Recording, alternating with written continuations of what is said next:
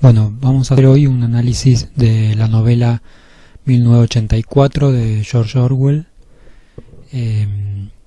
Como sabemos, esta es lo que se llama una novela distópica. Presenta un futuro cuasi apocalíptico en el que hay un gobierno totalitario. El mundo está dividido en tres grandes bloques. Ya no existen los Estados-nación como hoy los conocemos, sino que hay bloques, tres grandes bloques. Está dividido el mundo. En el que vive el protagonista Winston es el llamado Oceanía, en donde está incluida Inglaterra, que es el lugar de residencia del protagonista y en donde ocurren los hechos. Pero bueno, en todo el bloque rigen las mismas normas y los mismos el mismo gobierno, ¿no es cierto? Y se supone que en los otros bloques también ocurren lo mismo, existen el mismo tipo de gobierno con las mismas doctrinas. Este gobierno totalitario tiene un sistema de control sobre la población. La población está dividida en tres partes a grandes rasgos. Un proletariado, que es la gente pobre, que es la que trabaja. Después lo que sería una clase media, que es la encargada de la burocracia del Estado, y una superélite que es la que gobierna.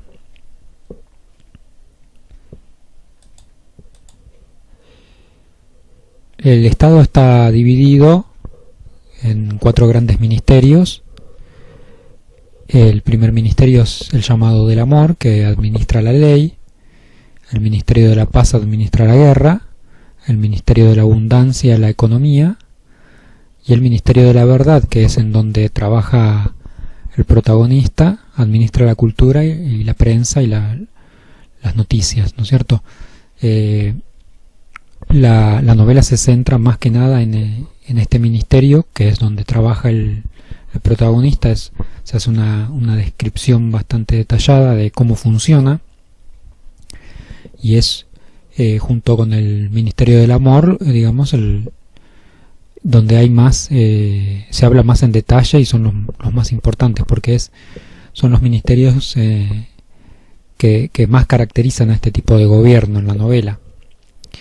Este Ministerio de la Verdad se encarga justamente de construir la verdad, ¿no es cierto? Este sistema de gobierno, como es un sistema totalitario donde hay un partido único, no es una democracia obviamente, hay un partido único que gobierna sin alternancia y ejerce un control estricto sobre la población, nada más que sobre esa clase,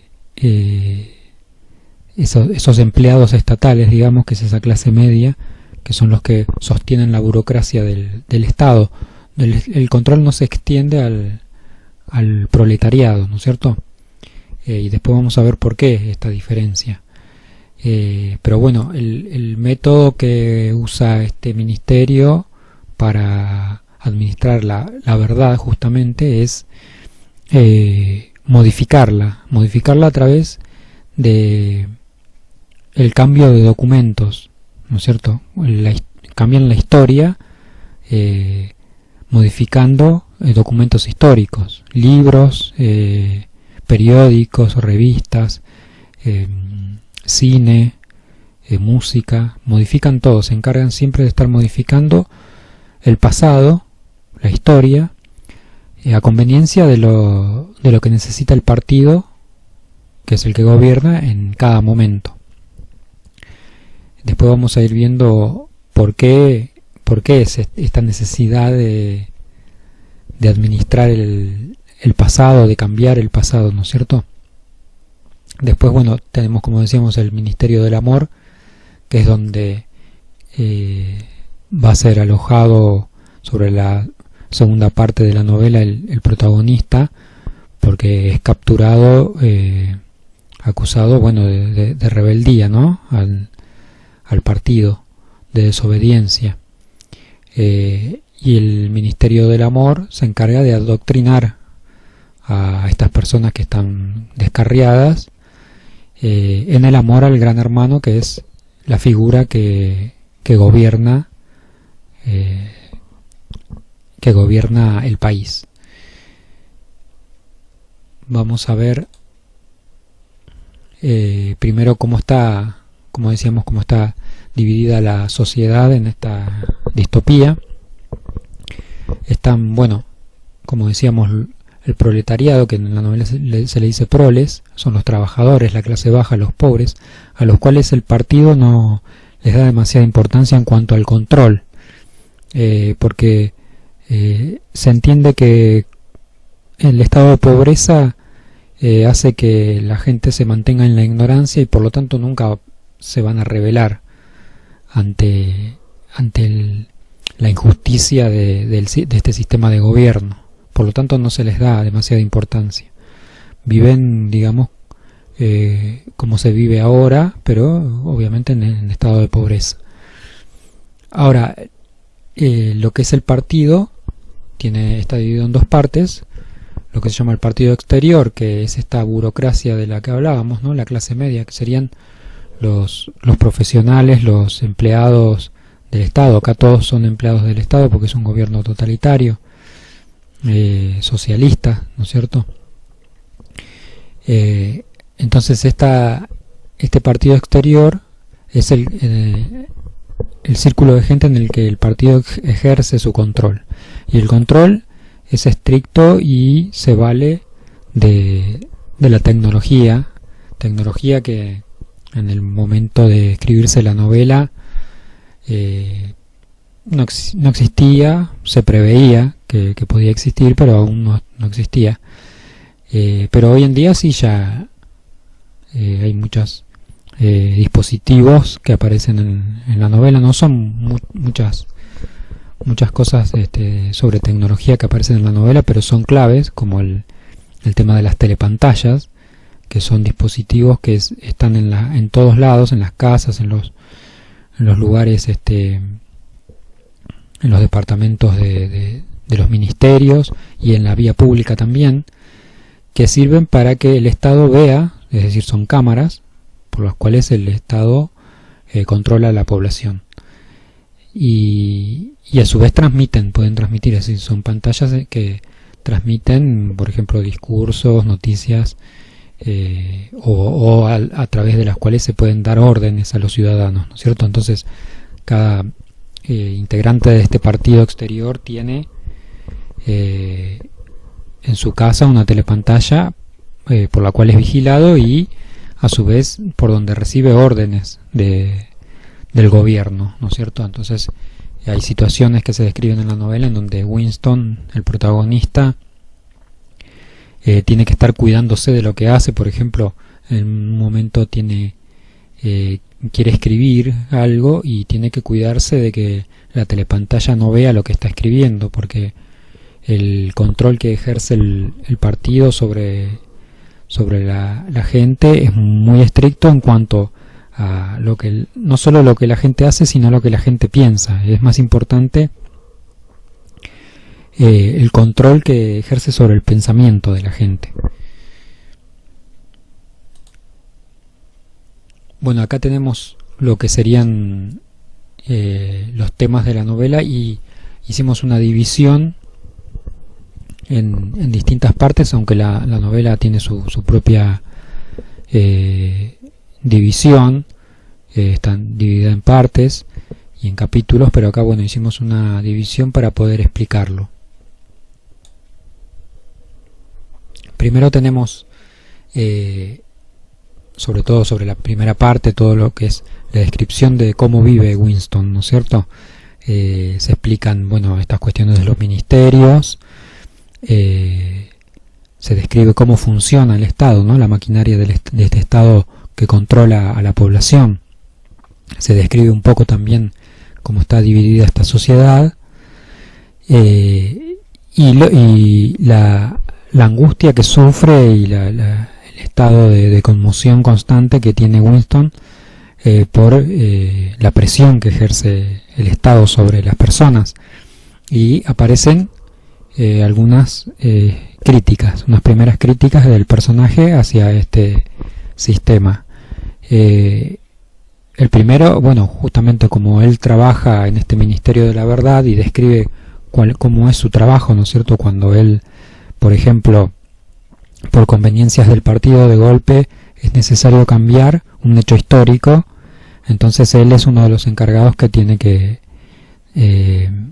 uno de los encargados de modificar, por ejemplo, un artículo de un periódico, ¿no es cierto? Entonces tiene que reescribirlo para reemplazar, escribir otro artículo con hechos, cambiar los hechos de la realidad, o directamente escribir otra cosa para reemplazarlo, porque hay episodios del pasado que se eliminan directamente o que se tergiversan, cambian, o cambian a veces los actores.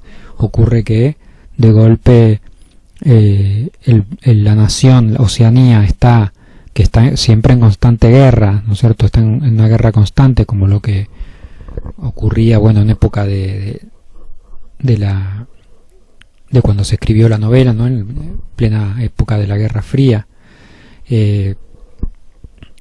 Como decía, está en guerra constante, entonces todo lo que sucede en la realidad, en la cultura, en las noticias, en la vida social, está en función de ese enemigo que tiene la nación, que se lo pone como un enemigo eterno, digamos.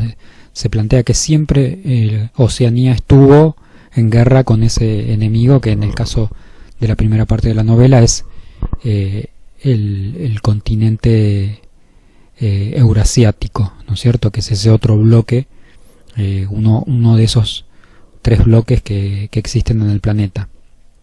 Ahora, en determinado momento la geopolítica cambia y Oceanía empieza a estar en guerra con el otro bloque, que es Asia, y deja de estar, y pasa a ser aliado de el continente eurasiático. Ahora este cambio no puede ser evidenciado a la población, sino que tiene que aparecer como que siempre el partido y el país fue enemigo de Asia y aliado del continente eurasiático.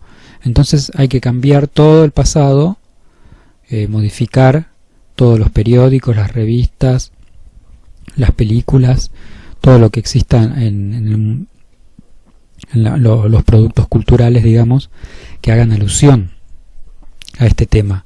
Entonces se modifica el pasado, porque ese pasado, como se repite muchas veces en la novela, el que controla el pasado controla el futuro, y el que controla el presente controla el pasado. Esa es la dialéctica del partido. Y después está la cuestión de la realidad objetiva, que es la consecuencia de toda esta manipulación, ¿no es cierto?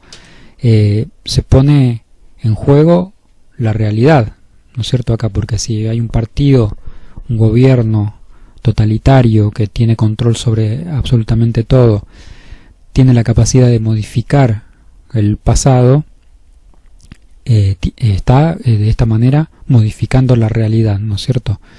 Y entonces hay una realidad que está en los documentos, que está en las voces, en las conversaciones, porque obviamente la gente sigue recordando los hechos de otra manera, de como lo dicen los periódicos, por ejemplo, pero no pueden hablarlo, no pueden comentarlo, nadie puede hacer ningún comentario sobre esos recuerdos, porque están esas telepantallas que están continuamente controlando. Entonces solo queda en la mente de las personas esos cambios. Y acá hay una controversia con lo que es la realidad objetiva, ¿no es cierto? Hay una realidad de las mentes en donde hay cambios continuos de la realidad, el pasado se va modificando continuamente y eso modifica el presente también y el futuro, pero ocurre solo en las mentes. En la realidad todo el tiempo aparece como si todo hubiese sido siempre igual, ¿no es cierto? como si estos cambios no hubieran ocurrido. Winston empieza a hacer una crítica íntima sobre esto, porque obviamente él no lo puede comentar con nadie, y él llega a la conclusión que, bueno, el partido puede modificar la realidad a su antojo, incluso ante verdades científicas, ¿no es cierto? Entonces aparece la idea esta muchas veces en la novela de que si el partido quiere puede hacer que 2 más 2 sean 5 y no 4, y nadie se lo puede discutir y la gente lo tiene que aceptar. Hay un momento en el que él trata de indagar con los proles, que son lo que él piensa que son la única esperanza para modificar esta situación, suponiendo que pudieran rebelarse, ¿no es cierto? Y entonces él sospecha que los proles pueden mantener viva esta realidad objetiva, es decir, que 2 más 2 son 4 a pesar de lo que dice el gobierno. Después va a venir una parte donde aparece el personaje de Julia, que es el personaje femenino con el que Winston va a tener una relación clandestina, obviamente, porque las relaciones humanas también, las relaciones sentimentales y sexuales también están controladas por el partido. Solo se permite la cópula para la procreación, está prohibido en algún sentido, pero promovida, digamos, la castidad. No tanto prohibido el sexo en sí, sino que prohibido para ciertas personas en ciertas situaciones. Es decir, se puede dar, como decíamos, para la cópula entre 2 personas, pero el partido obviamente no promueve la familia, porque no es un modelo que a este sistema le sirva. Solamente necesitan que la gente se reproduzca, pero nada más. No quieren que existan lazos familiares. De hecho, los chicos, los niños, ya desde temprana edad se afilian a una sociedad, digamos, o una filiación del partido que se dedica a delatar a la gente que tiene pensamientos ajenos a lo que es la doctrina del partido, lo que se llama INSOC, ¿no es cierto? El INSOC es la doctrina del partido, y todo aquel que manifieste estar en contra o tenga actitudes que no concuerdan con esa doctrina son delatados, y los encargados principales de delatar a estas personas son los niños, porque claro, en su inocencia son los mejores instrumentos para este objetivo. Entonces los niños ya son instruidos desde chicos con la doctrina del partido, y son encargados de delatar a aquellos que la infringen, y principalmente los que la infringen y que están en cercanía de los niños son los padres. Entonces los niños están continuamente delatando a los padres cuando cometen algún error, hablan de más, digamos, en contra del partido. Incluso hay situaciones en las que hay personajes, por ejemplo, que hablan dormidos, dicen alguna cosa en contra del partido y son delatados por sus familiares y obviamente encarcelados para su adoctrinamiento. Es decir, el partido es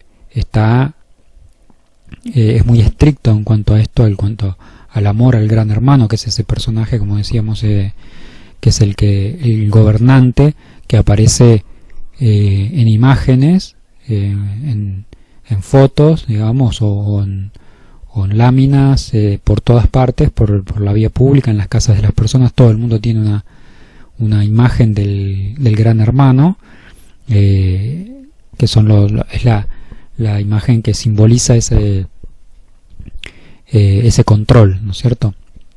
Bueno, este personaje de Julia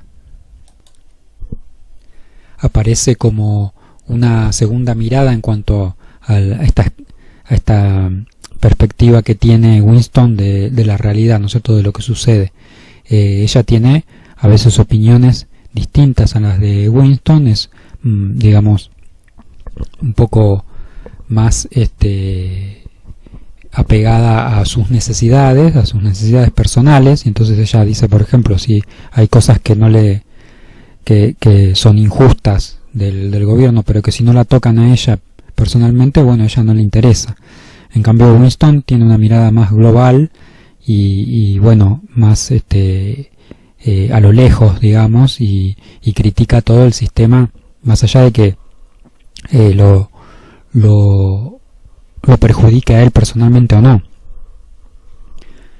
Y después está la relación que ellos tienen, cómo se va dando y se transforma en este contexto de control, ¿no es cierto?, las precauciones que tienen que tomar, cómo tienen que esconderse, porque obviamente es una relación clandestina.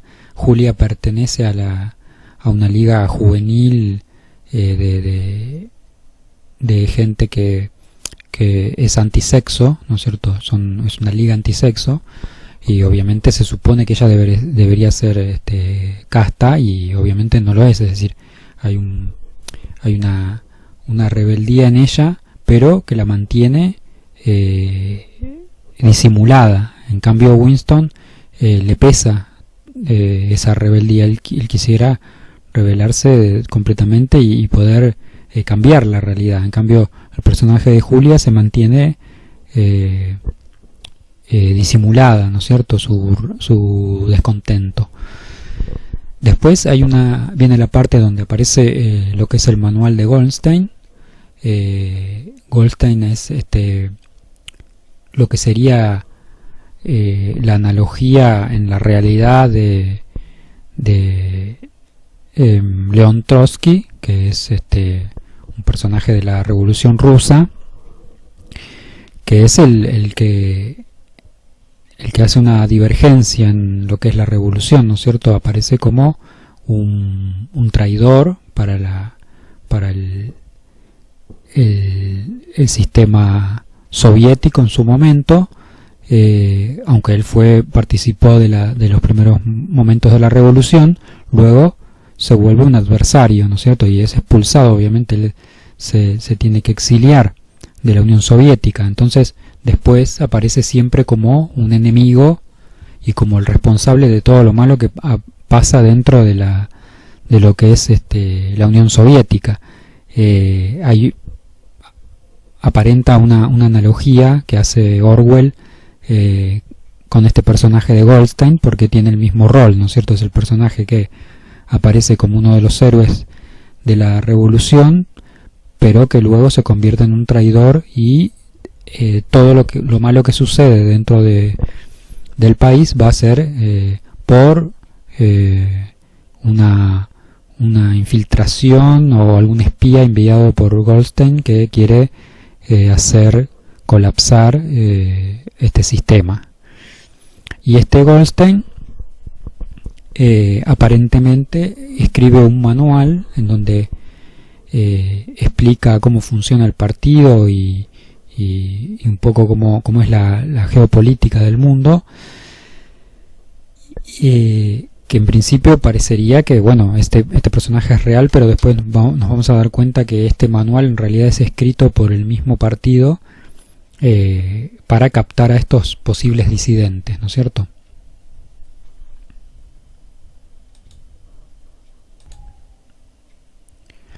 El personaje de Goldstein, para los que leyeron Rebelión en la Granja, es el equivalente a lo que es el cerdo Snowball, que también cumplía ese rol de el personaje que participa liderando los principios de la revolución.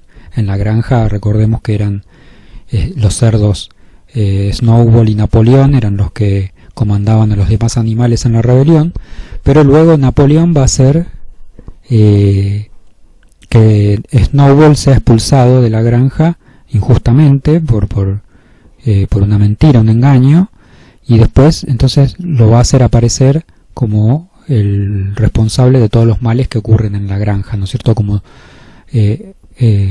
haciendo parecer que Snowball es un infiltrado y que viene por las noches a tratar de sabotear todos los emprendimientos que tiene la granja. Esa alegoría que hizo Orwell, que es Rebelión en la Granja, está relacionada directamente con lo que es el sistema totalitario de la Unión Soviética, pero bueno, se aplica a cualquier sistema de gobierno que tenga estas características. Y acá en 1984 repite un poco la idea, pero ya pensándolo en el futuro, cómo será en el futuro. Este es un futuro que, si bien podríamos pensar que no es el único posible en el momento en el que Orwell escribe la novela, sí tenemos que advertir que es el que Orwell imaginaba como el más certero, digamos, porque por eso eligió ese posible futuro para la novela. Siguiendo con el manual de Goldstein, como decíamos, en ese manual se explica un poco en detalle cómo funciona esa mecánica del partido y sus motivos oscuros, ¿no es cierto? Es decir, funciona de determinada manera siempre al servicio de el partido y de esa super elite que son los que gobiernan, y de su provecho. Su provecho es siempre mantenerse en el poder. Pero acá hay un momento clave que es cuando, sobre el final de la parte en que Winston está leyendo el manual,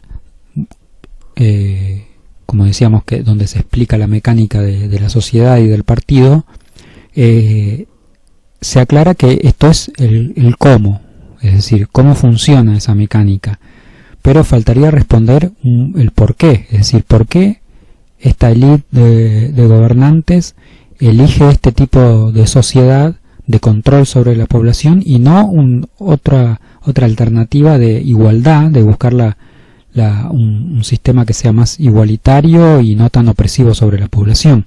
Ahí va a haber una interrupción en la lectura, y este punto Orwell evidentemente sabe que es muy importante, es clave en la novela, por eso deja el suspenso. Va a ser contestado después, ya sobre casi el final de la novela, en la parte donde Winston está siendo torturado en el Ministerio del Amor.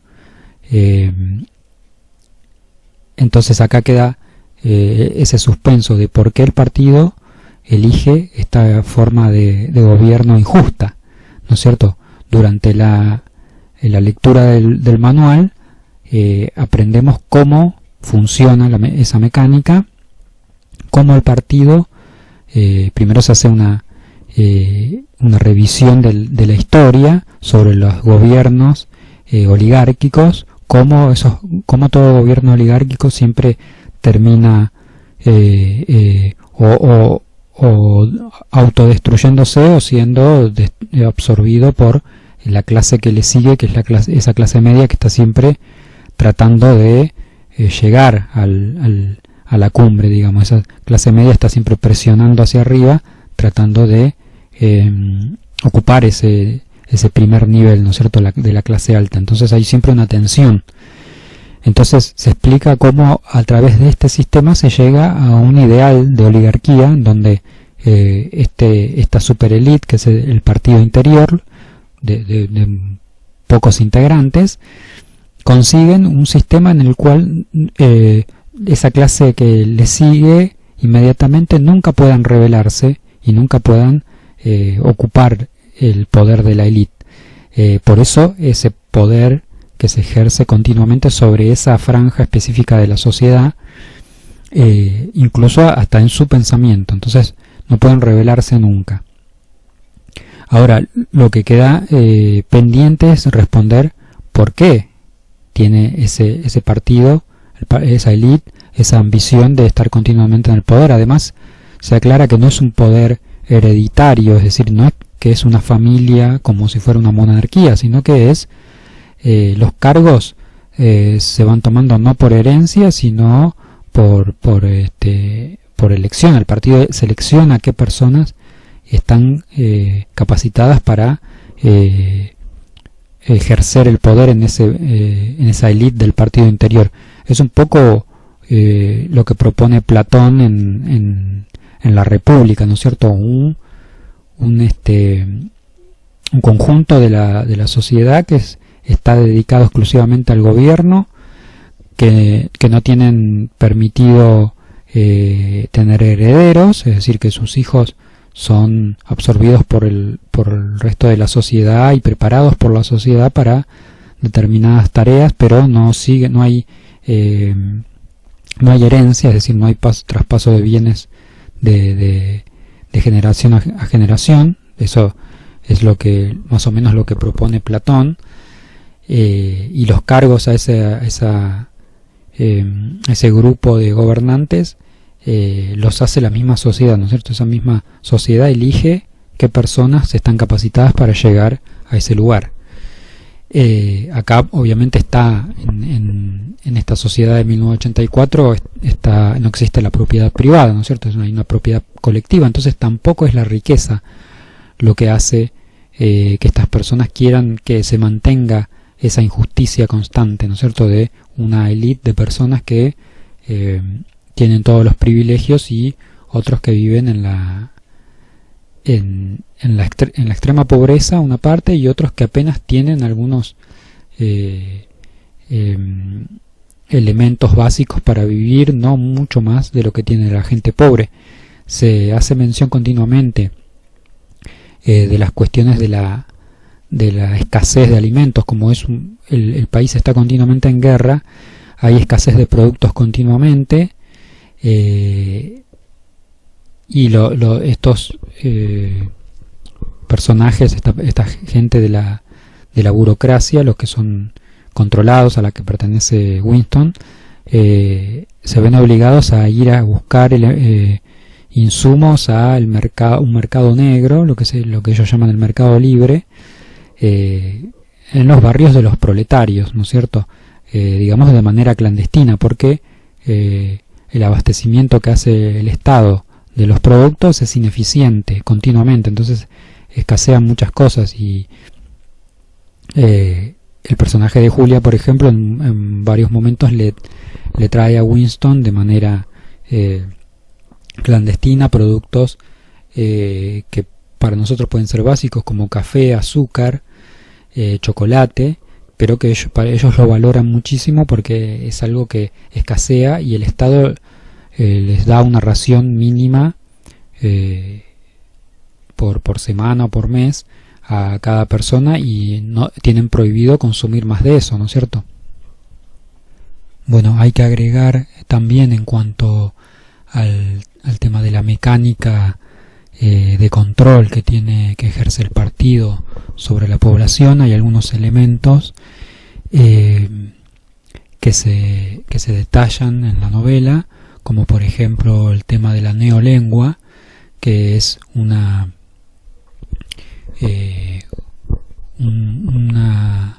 recorte que se va haciendo de la lengua, de las palabras, se van modificando.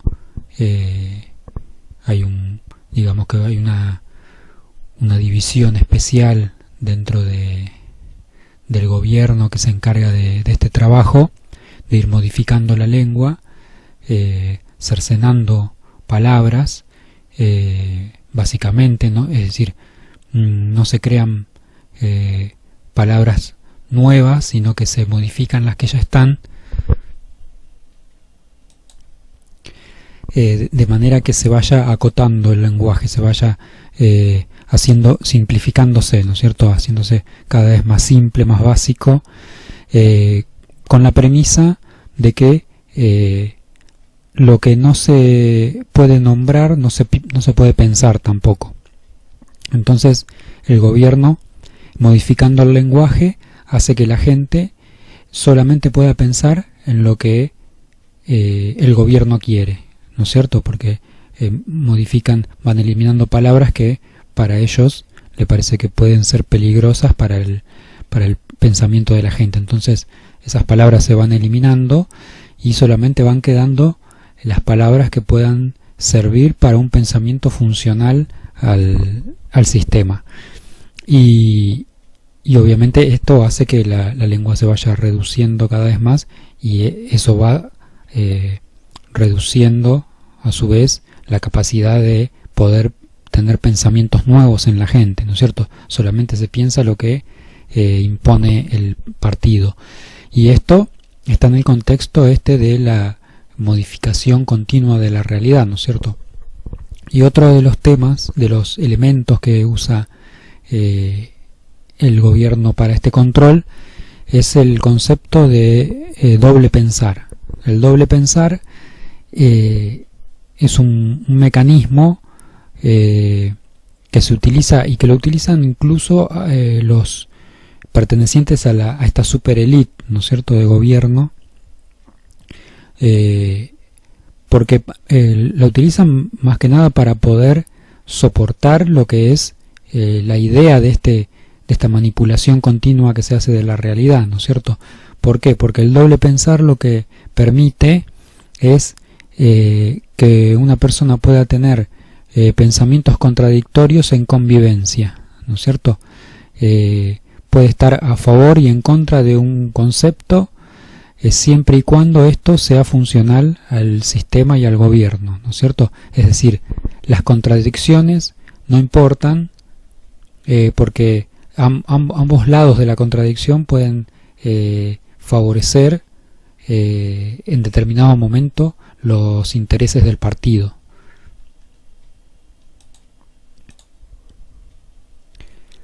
De estos elementos pueden hacerse analogías con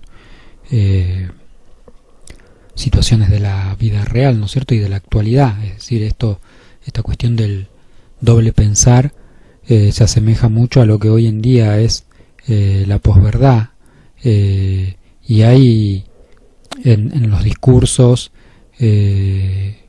hegemónicos de la política este tipo de contradicciones habitualmente, y aparecen como si no lo fueran, ¿no es cierto?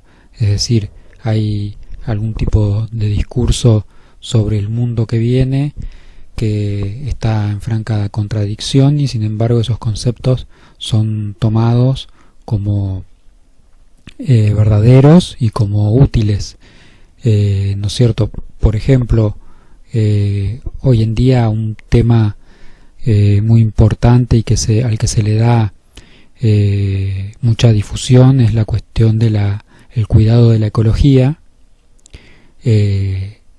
entendida la ecología como un sistema que no se debe perturbar, porque cualquier modificación en la misma puede conllevar a un desastre ecológico, ¿no es cierto?, un derrumbe del sistema.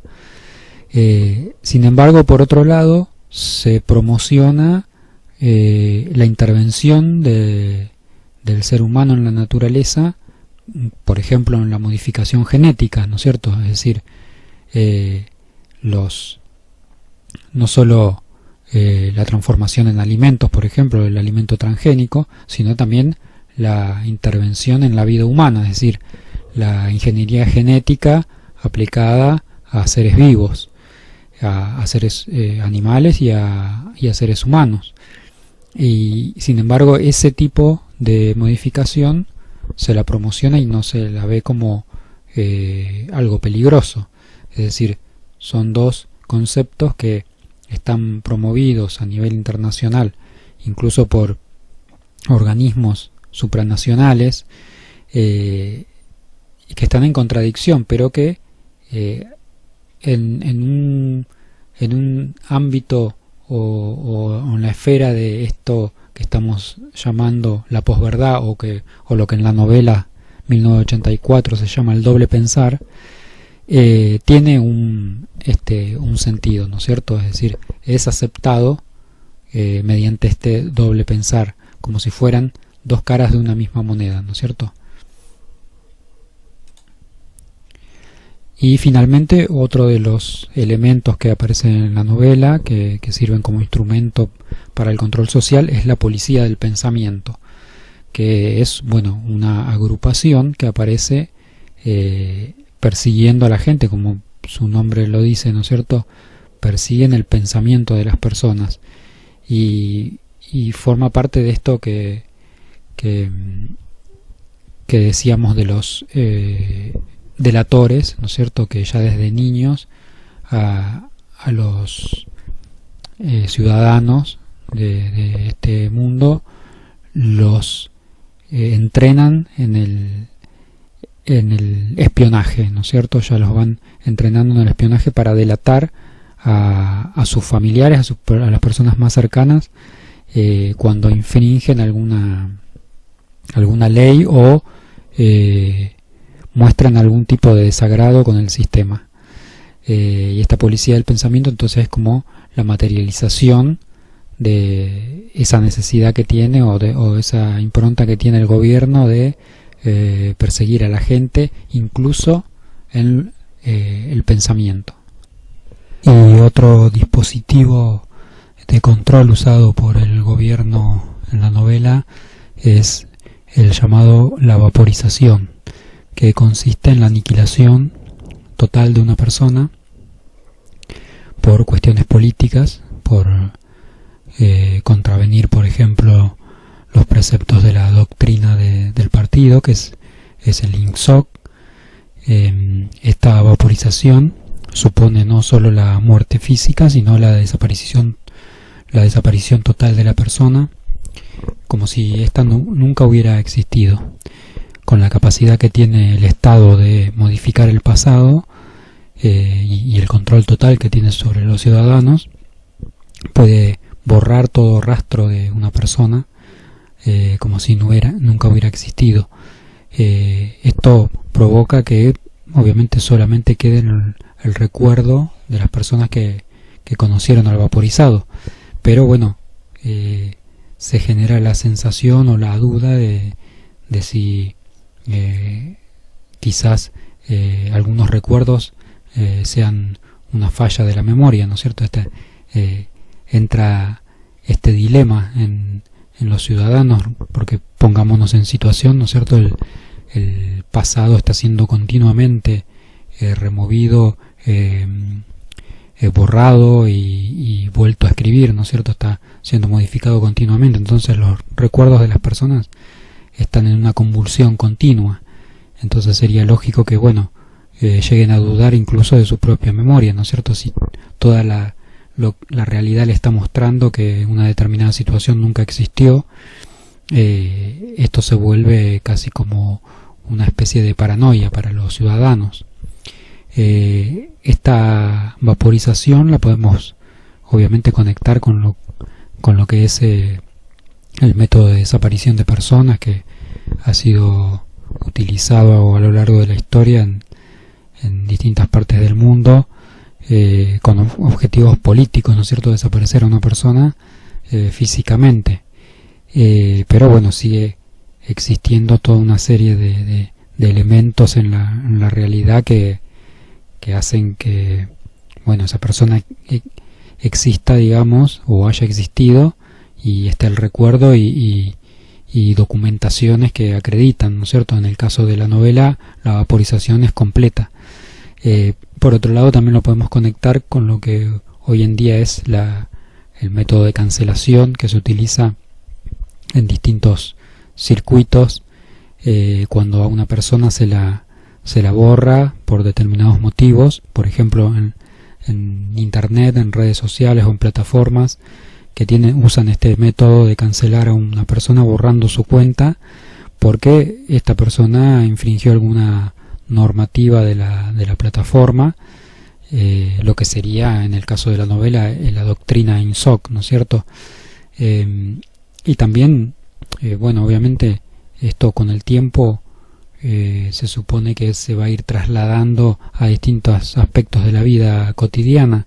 Ya hoy en día existe en algunos circuitos esta metodología, por ejemplo, en cuanto a la economía de las personas, ocurre que una persona puede ser bloqueada o cancelada del sistema bancario, ¿no es cierto? Se puede anular su capacidad de crédito porque es una persona deudora. Entonces a esa persona se la cancela de todo un circuito porque no está acorde a lo que ese circuito le pide, las normas que ese circuito tiene. Entonces puede borrarse o cancelarse una persona en algunos u otros aspectos de la vida. En la novela se va al extremo de que se desaparece completamente, ¿no es cierto? Bueno, y en la última parte de la novela aparece el tema de la tortura en el Ministerio del Amor, donde es Winston adoctrinado en el amor al gran hermano por el personaje de O'Brien, que vendría a ser el inquisidor, digamos, el que le infringe la tortura y trata de convencerlo de esta realidad del partido, de este funcionamiento del partido, y de que él tiene que aceptarlo, digamos. Él tiene que aceptar que la realidad es así y que el partido es el absoluto, y él tiene que amar a ese gran hermano.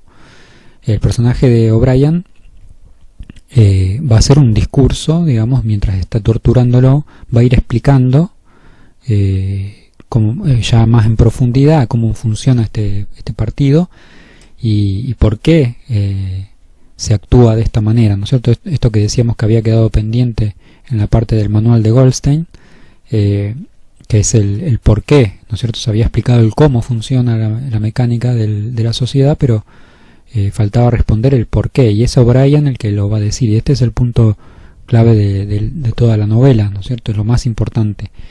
Él va a hacer una explicación de cómo funciona esta cuestión que habíamos dicho primero, de la manipulación de la verdad, de la realidad objetiva, cómo la realidad objetiva deja de existir porque es creada por el partido, ¿no es cierto? Es impuesta una realidad por el partido. Entonces esto hace que Winston vea que en realidad él se plantea si realmente existe una realidad objetiva. Esto es la profundidad filosófica que tiene la novela, ¿no es cierto? El personaje de Winston en un momento duda de que exista entonces una realidad objetiva, es decir, él llega a dudar de que 2 más 2 sean 4, cuando en realidad todo le está diciendo que no es así, ¿no es cierto? Se plantea un caso hipotético en el que el partido decidiera por intereses que a los ojos de la población serían misteriosos, pero por intereses políticos necesitara imponerle a la sociedad que las matemáticas no son lo que se piensa que son, y entonces ya 2 más 2 no serían 4 sino 5, y entonces en esa hipótesis O'Brien trata de convencerlo de que si es así, Winston tiene que aceptarlo. Entonces Winston llega a sospechar entonces que se le plantea a él el dilema de si cuál es la realidad, ¿no es cierto? Si la realidad es la de su mente o la que le impone el mundo, ¿no es cierto? Que es un dilema filosófico. O'Brien, bueno, dice también si el partido necesita que la Tierra sea plana, se tiene que aceptar que como realidad que la Tierra es plana, más allá de lo que necesite la sociedad para vivir, para realizar su comercio, por ejemplo, con el tema de la navegación o la industria. Obviamente ellos necesitan que los elementos que actúan en la realidad, en la naturaleza, se rijan por leyes verdaderas de la ciencia, pero O'Brien dice, bueno, eso no importa. Para los fines prácticos seguimos utilizando la ciencia como es decir, para los fines prácticos la Tierra es redonda y 2 más 2 es 4, pero el tema es imponerle esa ficción a la gente que no está bien en las minucias, digamos, o en los entretelones de cómo funciona la maquinaria de la realidad, ¿no es cierto? simplemente son casi espectadores, porque recordemos que los que trabajan, los que hacen el trabajo son los proles, que esos no importa qué es lo que piensen de la realidad, de cómo funciona. Los que importan son esta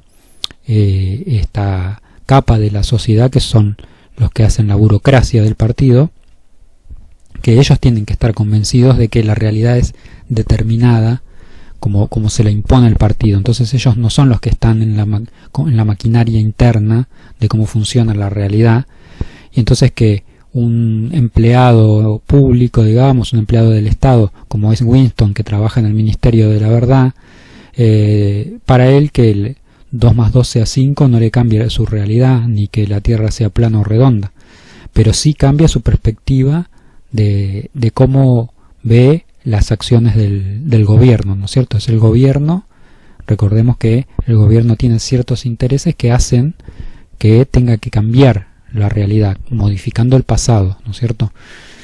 Entonces, bueno, en este discurso de O'Brien, él trata de convencer a Winston de esto, ¿no es cierto?, de que la realidad es manipulable y que no existe una realidad objetiva.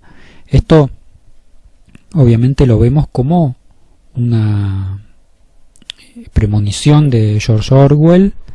Él está viendo que en el futuro va a haber este tipo de manipulación política, o lo plantea como simplemente como una posibilidad. Como decíamos antes, es una posibilidad más que él puede barajar, pero por algo la elige para escribir la novela, ¿no es cierto? Entonces él la está planteando como que es lo que va a suceder en el futuro. Y esto es algo que obviamente lo vemos hoy en día, como se manipula la realidad, cómo se construye la verdad, manipulando la información y también modificando el pasado. Esto de modificar el pasado también existe, y esto es lo que se llama hoy en día posverdad, y uno de los elementos que la constituyen a esta posverdad es el concepto de fake news, ¿no es cierto?, de noticia falsa, que es una noticia que es errónea, que no tiene datos ciertos, pero que simplemente sirve para que la gente adopte una postura, es decir, tiene el objetivo de llegar a la parte emocional de las personas, no a la parte racional. Por lo tanto, si después esa noticia es desmentida, no importa, porque ya cumplió el objetivo de conmover, ¿no es cierto? Y esto es de lo que se trata la posverdad, y esto es lo que en esta novela distópica ocurre en este Ministerio del Amor, ¿no es cierto?, donde a través de la tortura se trata de modificar el pensamiento del individuo, no de manera racional, porque justamente lo que se le está inculcando no es racional, justamente es todo lo contrario. Entonces él simplemente, por eso el objetivo es amar al gran hermano, no admirarlo por su pensamiento, ¿no es cierto?, sino amarlo directamente. Y bueno, esta cuestión de la modificación de la realidad objetiva, lo vemos como una consecuencia necesaria de la posguerra, ¿no es cierto?, lo que es el periodo al fin de la Segunda Guerra Mundial, donde hay todo un proceso que llega a su máxima expresión en la Segunda Guerra Mundial, de pensamiento tendiente a lo biológico, ¿no es cierto?, a sustentar todo pensamiento en cuestiones biológicas y científicas, que viene desde el siglo XIX, ¿no es cierto? Desde el siglo XIX hay mucho de esto, este pensamiento, de esta filosofía, digo, de tratar de fundamentar todo, incluida la ética y la moral, en cuestiones biológicas y fisiológicas y científicas, ¿no es cierto? La teoría de Darwin de la evolución de las especies, por ejemplo, es tomada para fundamentar una moral, lo que se dice se llama el darwinismo social, ¿no es cierto? Fundamentar la idea de que hay, como sucede en la realidad, en el mundo de la naturaleza, que hay especies que se sobreponen a otras que son más capaces que otras y por lo tanto prevalecen y mueren las especies menos capaces. Entonces moralmente eso se traslada a la moral, hay una ética y una moral que devienen de esa idea, que hacen pensar a algunas personas en que hay razas humanas que son superiores a otras, y obviamente si la perspectiva darwiniana dice que las especies más capacitadas van a prevalecer, entonces la idea política también hace una analogía, imita esto en la sociedad como premisa, y entonces plantea que bueno, si hay razas superiores que van a dominar el mundo, entonces bueno, hagamos una revolución y aceleremos este proceso. Y eso termina en lo que es el nazismo en Alemania, y como decíamos en su auge y su término en la Segunda Guerra Mundial. Al mismo tiempo la misma analogía aparece en el marxismo, pero no aplicado a las razas sino a las clases sociales, es decir, la predicción marxista de que el proletariado en algún momento va a derrotar a la otra clase, que es la burguesía, y se va a quedar con el poder, hace que bueno, aparezca la idea de que hay que acelerar esta revolución y bueno, que el proletariado se haga del poder en el presente. Entonces aparece también la misma idea de que hay una parte, un grupo de la sociedad que, haciendo una previsión de la historia, se va a quedar con el poder, entonces hay que hacer una revolución para que eso ocurra más temprano. Y estos dos conceptos están basados en esa idea de que la historia es una evolución. Hay un poco de esta teoría de Darwin y también de la filosofía de Hegel, ¿no es cierto?, de la dialéctica de la historia, que es un continuo de evolución. Hay una evolución continua en la sociedad, y se supone que va a haber un momento culminante en donde la sociedad ya no cambie más. Entonces estas ideas tienen ese auge, como decíamos, en la Segunda Guerra Mundial.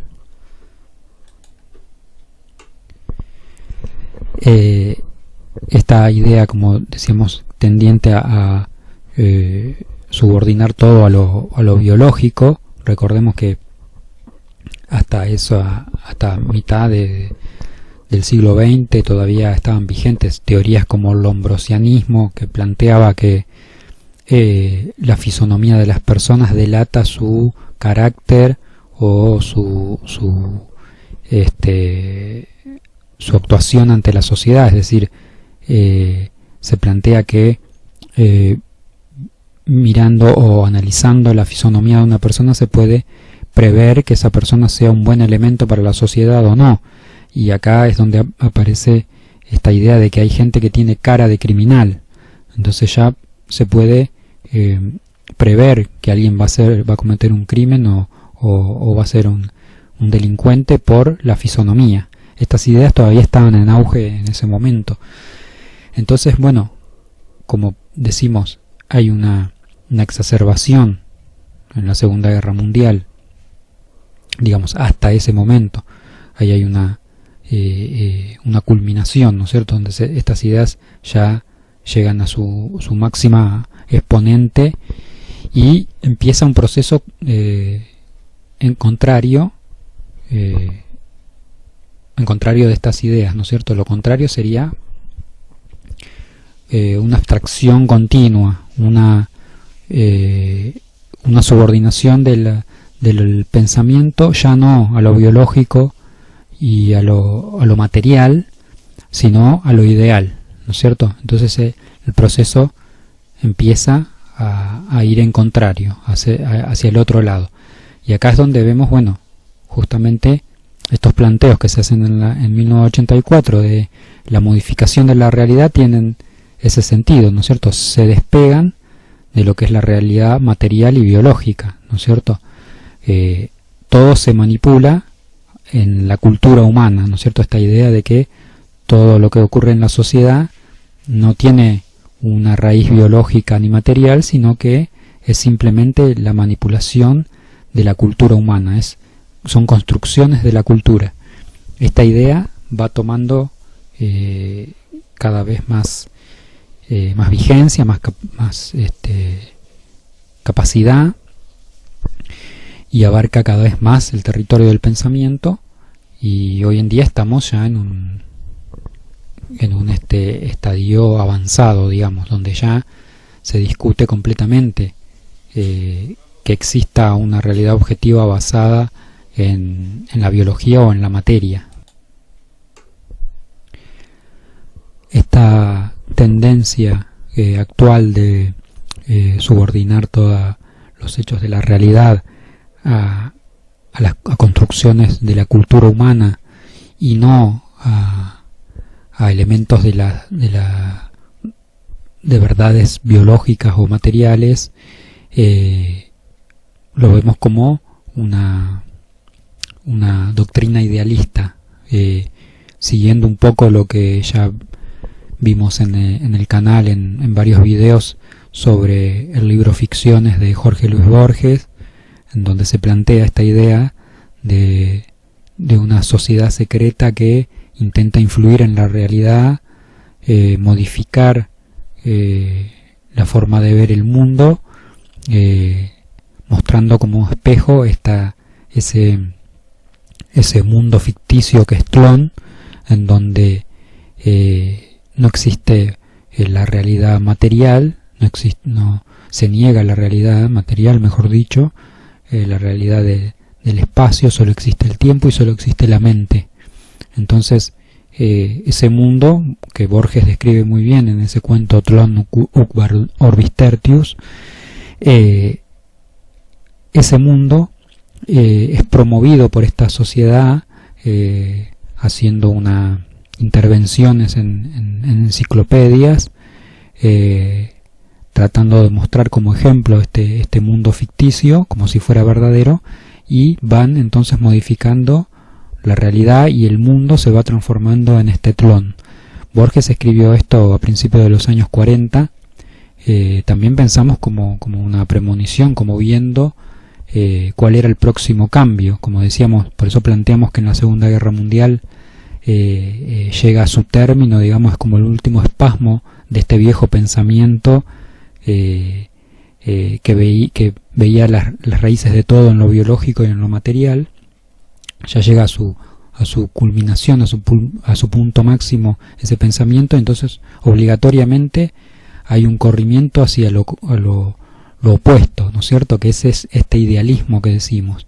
Se niega completamente la realidad del espacio y de la materia. La realidad se niega, digo, en sentido de que no es determinante para lo que sucede en la vida humana, y sobre todo la consecuencia que puede tener en la ética y en la moral, que es lo que rige la conducta de los seres humanos, ¿no es cierto? Eso es lo crucial. El tema es cómo influye cada doctrina o cada filosofía en ese punto, en la moral, que es en definitiva lo que a través de lo que se juzgan los actos de las personas. Entonces, en aquel tiempo el pensamiento era que todo tenía una raíz biológica y material. Entonces, a partir de ahí se sacaban conclusiones acerca de cómo debía ser el comportamiento de las personas, ¿no es cierto? Qué estaba bien y qué estaba mal.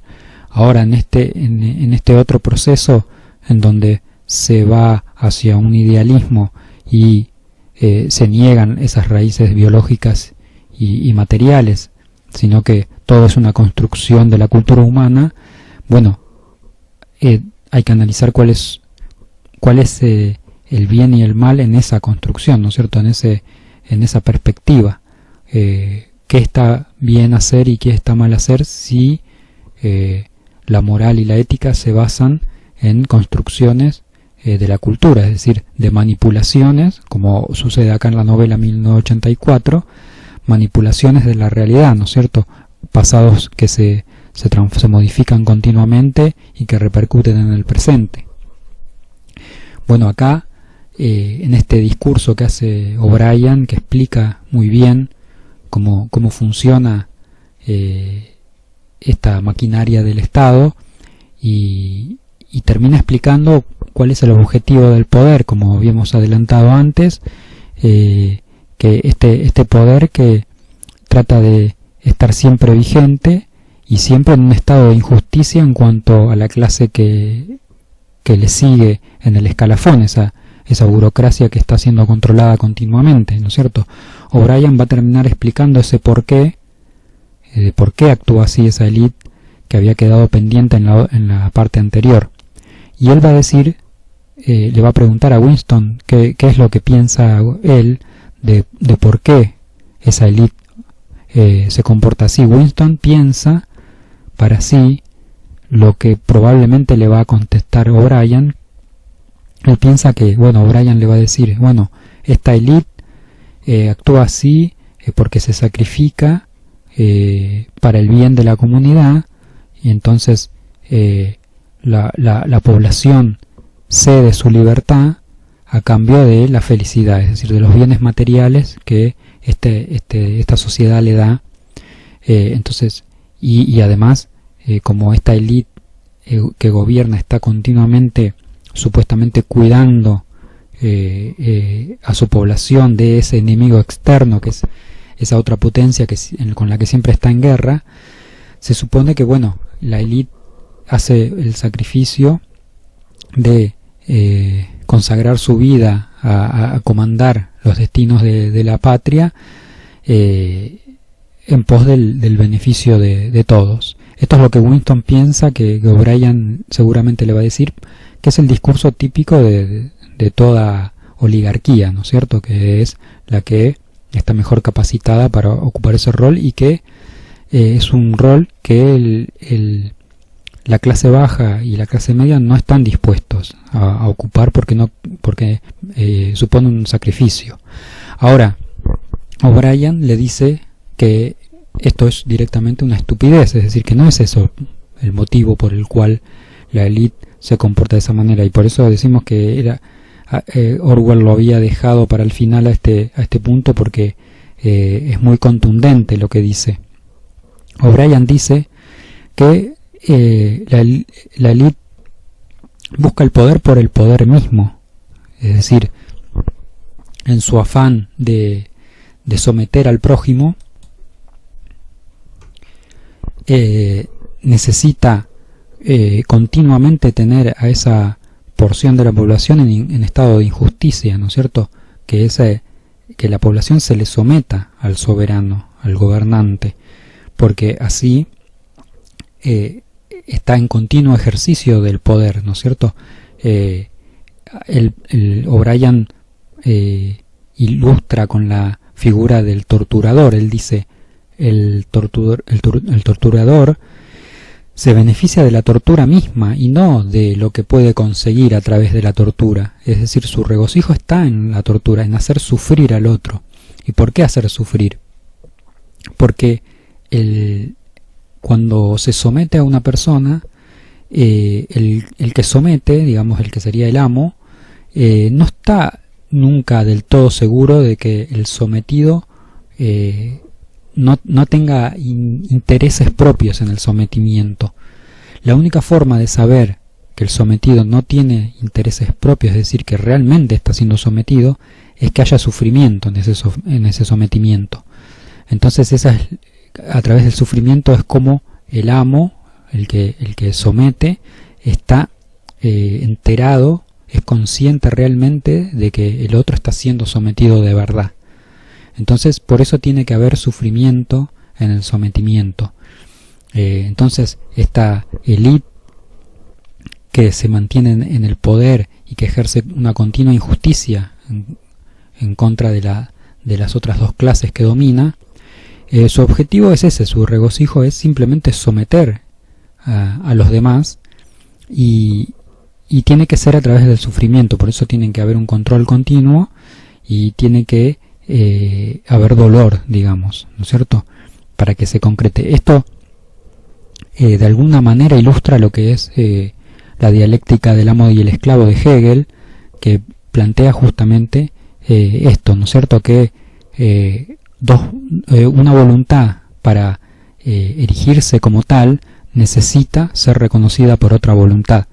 Entonces, la única forma de que una voluntad sea reconocida por otra es que esa otra voluntad se le someta, ¿no es cierto?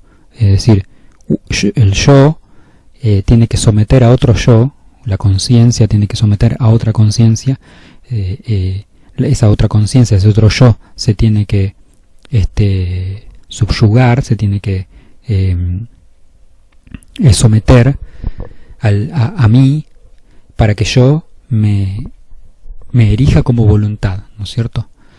Yo hago mi voluntad de esa manera. Entonces, cuando se enfrentan dos voluntades, gana la que tiene menos temor, la que teme menos a la muerte. La que teme a la muerte es la que se termina sometiendo, ¿no es cierto? La que tiene temor es la que se somete. Y entonces por eso está relacionado directamente con la violencia, ¿no es cierto? El que ejerce la violencia sobre el otro hace que el otro se someta.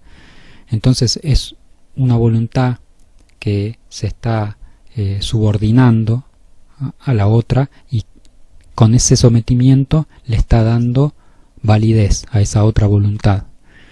Y acá se explica que en este personaje O'Brien explica que ese sometimiento solo es esclarecido a través del dolor, solo puede ser real a través del dolor.